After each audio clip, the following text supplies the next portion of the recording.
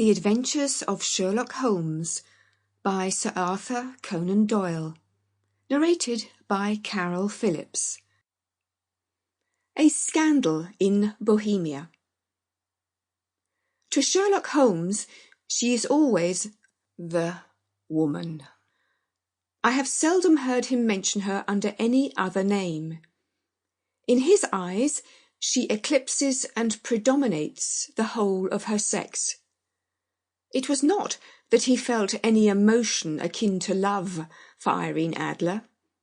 All emotions, and that one particularly, were abhorrent to his cold, precise, but admirably balanced mind. He was, I take it, the most perfect reasoning and observing machine that the world has ever seen, but as a lover he would have placed himself in a false position. He never spoke of the softer passions, save with a gibe and a sneer.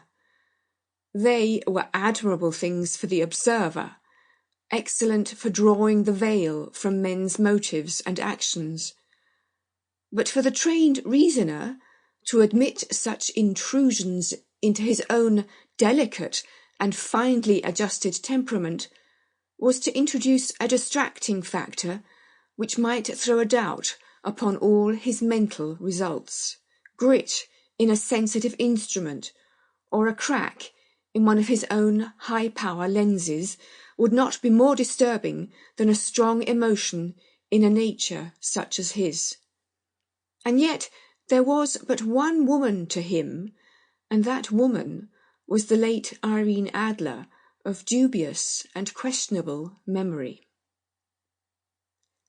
I had seen little of Holmes lately. My marriage had drifted us away from each other.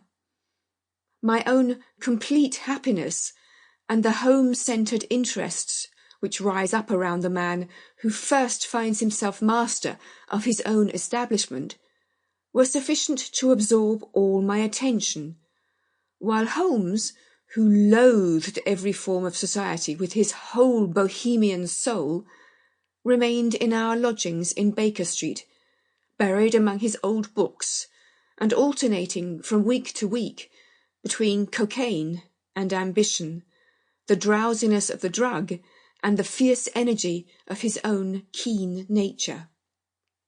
He was still, as ever, deeply attracted by the study of crime, and occupied his immense faculties and extraordinary powers of observation in following out those clues and clearing.